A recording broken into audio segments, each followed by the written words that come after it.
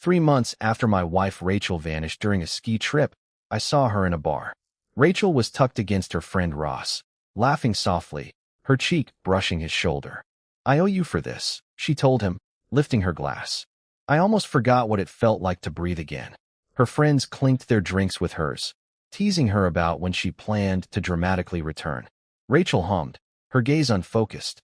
"Maybe next week, once he's tearing the city apart looking for me, then I'll show up." I stood near the back of the room, hidden by the dim lighting, watching her enjoy a life I didn't even know existed. With a steady hand, I pulled out my phone and made a call to a friend at the Vital Records office. "I need you to start the process to have Rachel declared dead."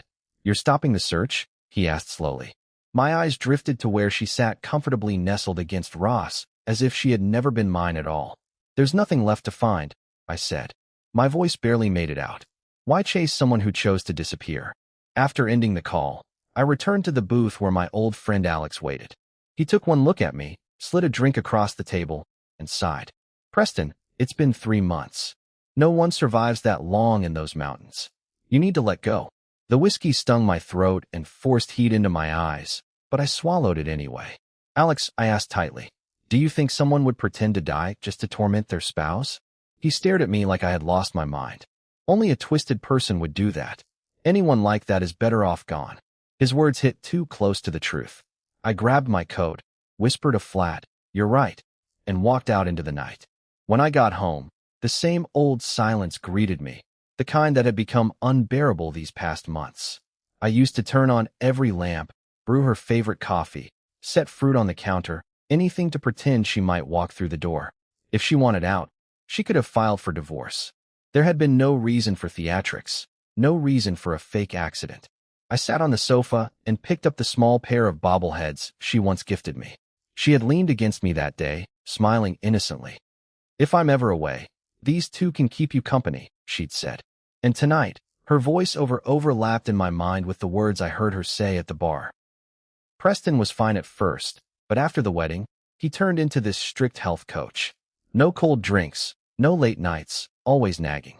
Faking my death might teach him a lesson. Maybe he'll finally back off. Ross had laughed and poured her another drink. "I've been your friend for years, and I never bothered you like that." "Nope. You're the best guy friend ever." Best friends. Yet their legs were intertwined beneath the table. My stomach rolled at the memory. I threw the bobbleheads into the trash, picked up my phone, and sent a mass message. "Rachel passed away in the ski accident 3 months ago. A memorial service will be held next week." My screen lit up almost instantly. "There's no body. How can you hold a funeral? Are you losing it, Preston? If she comes back and finds out about this, she'll kill you. You know what she's like when she's mad." I answered only one message. "She's dead." A dead person doesn't get angry. I tossed the phone aside and went to our bedroom. The closet stopped me cold. Half her wardrobe was gone. Only the winter pieces remained. A laugh escaped me, bitter and broken, while I camped at the foot of a frozen mountain, searching for her. She had been slipping into our home, packing one suitcase at a time. I grabbed my tablet and opened the security archives, fast-forwarding through the last month. Early in the month, Rachel and Ross walking in arm. They left 2 hours later. Rachel carrying armfuls of clothes. Mid-month, Ross lifting her over the threshold, laughing as he carried her inside. He didn't leave until the next morning. 2 nights ago, both of them sneaking in after midnight and slipping out at dawn. On every one of those dates, I had been miles away, tearing through snow and ice, calling her name until my voice cracked. My eyes burned, not for her, but for the man I had been stupid enough to be. While I was choking on fear, she was wrapped up with her so-called best friend, sleeping in our home, probably in our bed. My hands curled into fists, nails digging into my palms, trying to keep the fury from exploding. My phone rang. It rang again and again. With a resigned sigh, I checked the caller ID. Her aunt. I picked up immediately. "And Evelyn, is something wrong?" "Rachel didn't die," she said calmly. A video notification followed. I opened it.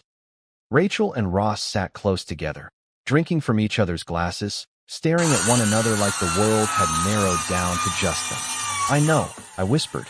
There was a pause, then a soft laugh from Evelyn. "And you're still planning a funeral?" Everyone convinced me she was gone. A funeral seems fitting.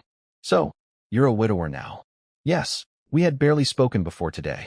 She was related to Rachel by marriage and surprisingly young, but she had done something no one else had. She had told me the truth. If you're free, I said, you can attend in 7 days. Of course, she replied. Another video came through. This time, someone at the bar filmed Rachel reading my group message. Her glass shattered in her hand as she slammed it down. Ross wrapped himself around her, whispering until she calmed. Anger melted off her quickly in his arms. With me, it always took hours of apologies and long nights of growling. I saved the videos and was about to set my phone aside when Ross called. Preston, are you out of your mind? He shouted over the bar noise. Cancel that funeral. If Rachel gets back and sees it, you'll regret it. I hung up without responding. For the first time in months, I slept peacefully on the sofa. The next morning, I went to the records office and finalized the paperwork. Then I drove straight to Ross' apartment. After several impatient rings, he cracked the door open wearing a bathrobe. Fresh red marks lined his neck. Preston, why are you here? I came to invite you to Rachel's funeral. I said, you're her closest friend. You should be there. He scoffed. She's missing, not dead. No body, no proof, and you're throwing a funeral. What kind of husband does that? I pulled out the new death certificate. She's been gone 3 months. The mountain took her. I accepted it, so I made it official. I let out a mirthless laugh. Besides, weren't all of you encouraging me to give up? When I first heard she was missing, I had passed out. Her friends surrounded me as soon as I woke. Preston, the terrain is too dangerous. Let it go. You'll end up dead, too, if you keep searching. I hadn't listened. I bought a plane ticket, hired search teams, and combed the mountains day and night. And now looking back, I realized none of them had shown a trace of real fear. Only thinly veiled amusement. Inside Ross' apartment, something crashed loudly. His face went pale. Don't do anything stupid, Preston. He snapped. Rachel won't forgive you when she returns. I pretended not to hear him and stepped back.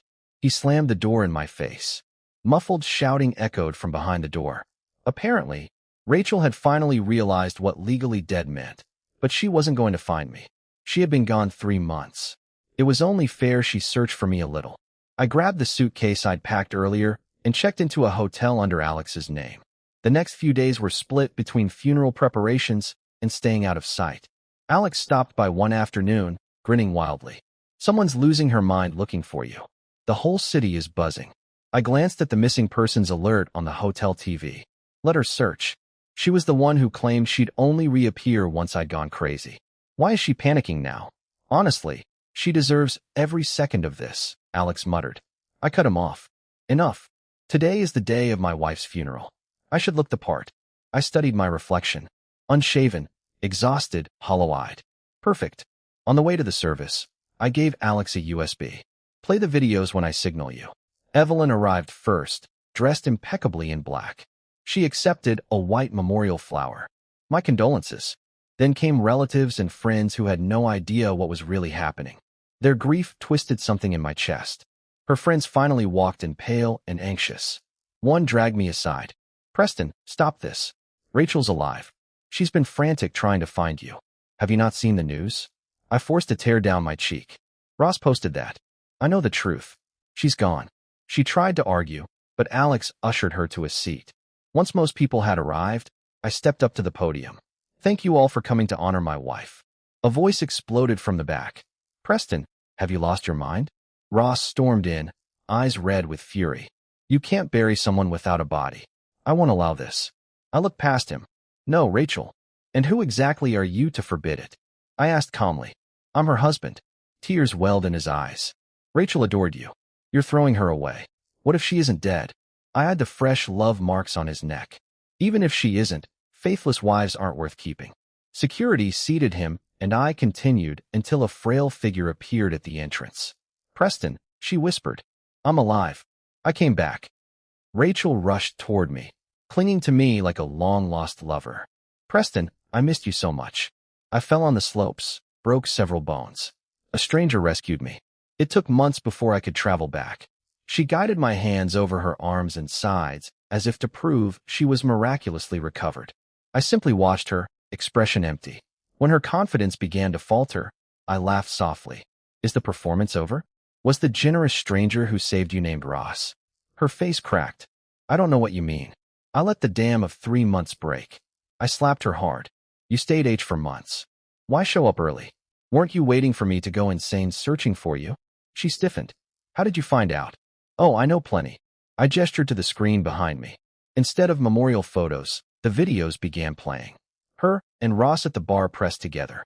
The security footage of them slipping in and out of my home.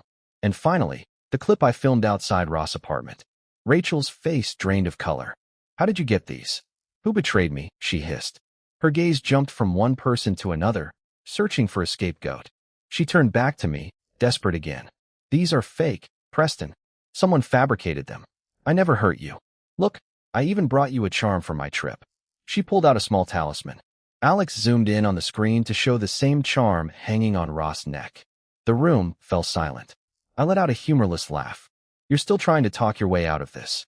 I saw some of it myself. Is this what you wanted, Rachel? She clung to her old excuse. Ross and I are just friends. Friends? Yes, I said dryly. The kind you sleep with. Her composure shattered. You knew I was alive and still declared me dead on purpose, didn't you? Yes, I said plainly. Now about your identity. You want it back, then you get two choices. I handed her divorce papers. Sign, and you return to the world. Refuse, and stay legally dead. She skimmed the acid division, then flung the papers to the floor. Why should I leave with nothing?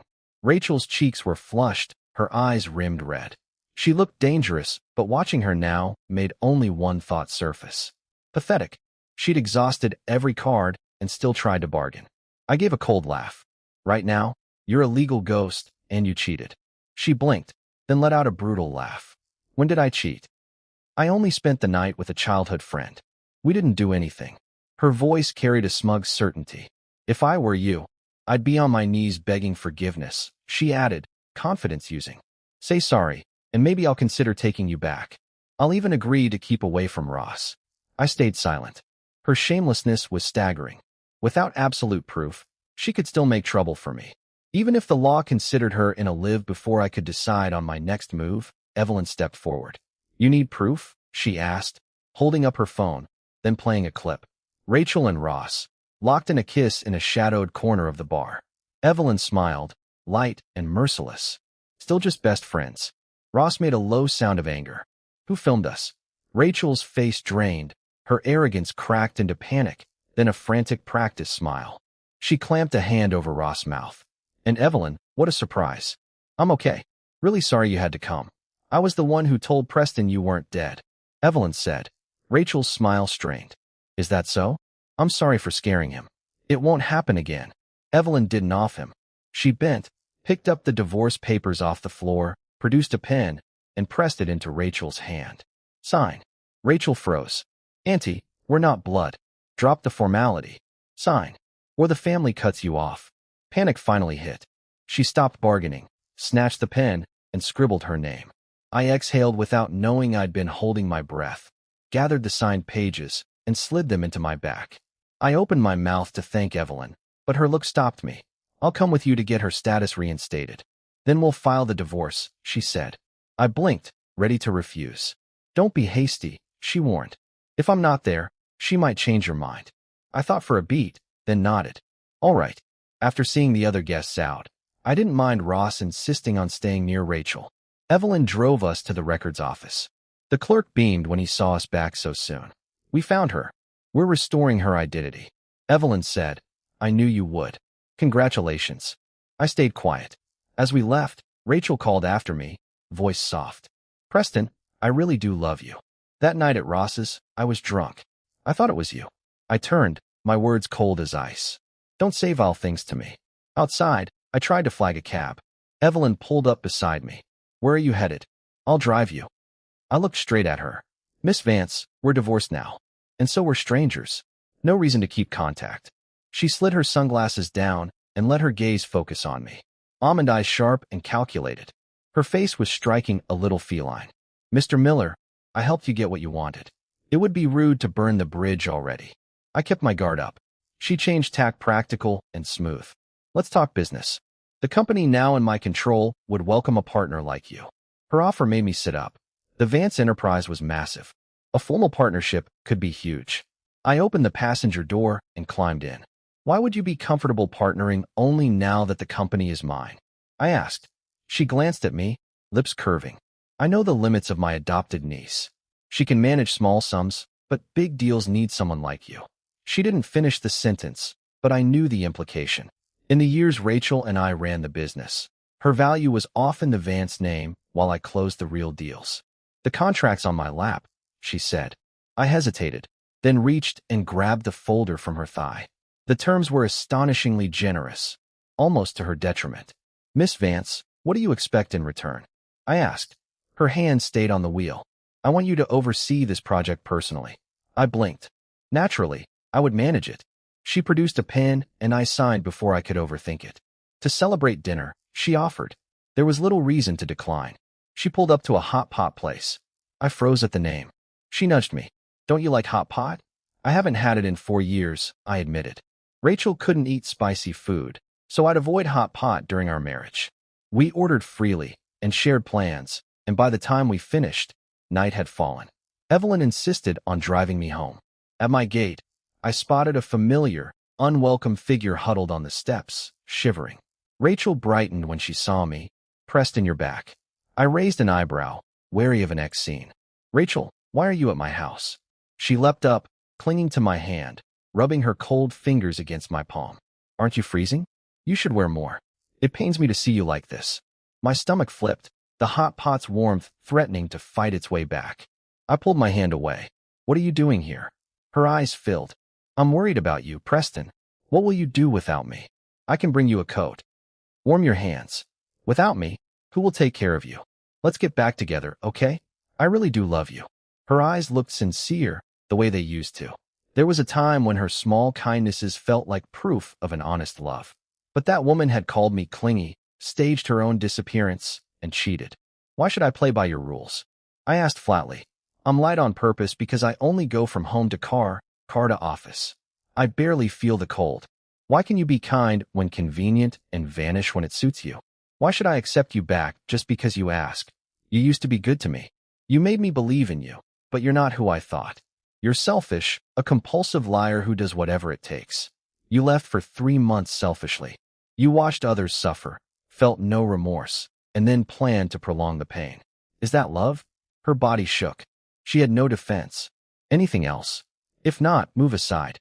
I want to go inside. She stood frozen. I reached to nudge her away, but she lunged in and hugged me fiercely. Preston, I'm so sorry. Ross and I are nothing. I'll stay away from him. Just give me one more chance. She clung as if her life depended on it. I tried to pull free. Then Evelyn stepped in, her hand firm on my arm, jaw set. Rachel, I warned you. Bother Preston again, and the Vance family cuts you off. Rachel's grip loosened. Auntie, this is between us. She protested weakly. I laughed bitter. Between us? Whose idea was faking the disappearance? Don't tell me you planned it alone. You're not clever enough. You are a puppet, and Ross pulled the strings. He takes you out, drinks with you, lies with you, sleeps with you, and you still call him best friend. Do all your best friends get to do that? Disgust washed over Rachel's face. Caught. She flailed for excuses, which only deepened my contempt. Evelyn shoved Rachel sideways and guided me inside. Go rest. I'll handle her. I nodded, stepped in, and slammed the door. Whatever Evelyn told Rachel that night worked a little too well. Weeks passed, and Rachel didn't show up anywhere, not even to cause trouble. I threw myself into work. Evelyn and I were constantly in touch, discussing the new partnership, planning meetings, bouncing ideas off each other. The awkward tension that used to hover between us faded until we could talk freely, teasing each other like we had known one another for years. One afternoon, curiosity ate at me. Evelyn, what exactly did you tell Rachel? She basically vanished. She didn't bother answering. She just opened her phone and scrolled through a small gallery. Photo after photo showed Rachel and Ross acting like a blissful couple. When she realized you wouldn't take her back, she went right back to Ross, she said. I kept scrolling, but my fingers slipped. A different photo appeared, one completely out of place. It was me during my university days, taken from an angle someone would choose if they were trying not to be noticed. My brows lifted. Evelyn, why do you have a secret photo of me? Her reaction gave her away before she said a word. She snatched the phone like I had caught her red-handed. You didn't see anything, she muttered. I grinned. Oh, really? If I saw nothing, then forget what I was about to ask. I was going to invite you out, but since I must have imagined things, you didn't imagine anything. She shoved the picture toward me, cheeks faintly pink. Fine, I took it. I was giving a guest lecture at your university. I saw you, and while the affection she usually kept carefully hidden was suddenly plain as daylight. I clear my throat, but I was married then that isn't exactly appropriate. Evelyn stepped closer, her tone firm. Rachel wasn't my blood relative. She was adopted then down when she turned 18. I only supported her in college because my brother asked me to before he died. That was the last tie. Hearing that I took her hand. Then here's my offer. 3-month trial period. Do well, and you get a permanent contract. She brightened instantly. Great. Since we're done with work, how about hot pot? Maybe because I went without it for 4 years, I had become addicted. Evelyn was my partner in crime, always hunting down a new restaurant for us to try. We were heading out for another one of our spicy feasts when someone suddenly collapsed on my feet, sobbing. Ross, Preston, you have to help me. Rachel's missing. I can't find her anywhere. He hit his head on the pavement with each desperate plea. I stepped back, startled. Ross, stand up. Tell me what happened. He was shaking so hard I wondered if he had slept at all. She wanted to go skiing. I went with her. She disappeared in the exact same area she pretended to vanish before. I've been looking for 3 days. I'm out of money. Please help me. I pinched the bridge of my nose. Ross, has it crossed your mind that she might be pulling the same trick again? He shook his head wildly. No, she wouldn't lie to me. Evelyn folded her arms unimpressed. You're seriously going back to rescue her? I leaned close to her, whispering. I'm not rescuing her. I'm going to prove she's faking it again. Join me if you want. She bought 3 plane tickets within minutes. I'm coming. I contacted the same search and rescue team that had dealt with her stunt the first time. The leader recognized me instantly. Mr. Miller, she's not missing. After 3 days in that terrain, as she were really out there, he trailed off with a grim look. I waved off his concern. Just do a sweep. I'll pay the full fee. They searched half-heartedly for days, exactly as I told them to. Not a trace, not one hair. Ross was collapsing under the pressure, crying constantly, barely speaking between hiccuped sobs. Watching him broke none of the stone inside me. He had been the one who came up with the brilliant idea that tortured me for 3 months. Now he couldn't handle 3 days. On the 4th night, Rachel appeared out of nowhere. She ran straight toward me, flinging her arms around my neck. Preston, I knew you still cared. You came the second you heard I disappeared. I'm sorry for everything. It was all Ross's idea. I just wanted him to feel what you felt. I was going to hide for a few more days, but I'm glad you came. She didn't get to finish. Evelyn grabbed her by the arm and tore her off me, shoving her to the ground. Rachel, hands off my boyfriend. Rachel froze, stunned. Boyfriend? Preston is my husband. Auntie, how could you say that? Evelyn crossed her arms. You were cast out. Don't call me Auntie again. Rachel shot to her feet, swinging a fist. I jumped between them on instinct. Evelyn's breath hitched, terrified I might get hit. Rachel's fist stopped inches from my cheek. Are you insane? Why would you protect her? I ignored her and turned toward the shadows. Come out. Ross stepped forward, his face stained with tears and exhaustion. Whatever love he had for Rachel had burned to ash. My voice was ice. Rachel, do you get some twisted joy out of breaking the people who care about you? You lied to Ross. You lied to me. You left everyone in agony so you could watch from afar. I stepped closer, disgust rising in me. If Ross hadn't begged me to come, I wouldn't have lifted a finger. Even if you were truly gone, I wouldn't have cared. Her lips trembled. So, you only came because of him. You didn't even worry about me. That was too much. I slapped her. You're vile. Ross might be many things, but he loved you. And this is how you repay him. I looked at Ross. Sort this mess out between the two of you. Don't involve me again. Then I took Evelyn's hand and walked away. Back at the hotel, Evelyn scolded me for stepping between her and Rachel. I apologized until she finally forgave me. Everything between us accelerated after that. Maybe because we had wasted so much time. Maybe because she moved fast by nature. But within a year, we were married. Evelyn planned everything. I just showed up when it was time for measurements and vows. At the wedding, she invited Rachel and Ross. That was when I learned the truth. After we left, Ross snapped. He shoved Rachel off a cliff. This time, the injuries were real. Multiple fractures, a lifetime in a wheelchair. Ross became her caretaker. Though, judging from her gaunt appearance, he wasn't doing a good job. Or maybe he didn't want to. They had chained each other in a cycle of misery. I stared at Rachel's useless legs for a breath too long before Evelyn hooked a finger under my chin and kissed me hard. What are you looking at? Don't make me jealous. I smiled and kissed her back. There's no one else for me. My eyes and my heart are yours.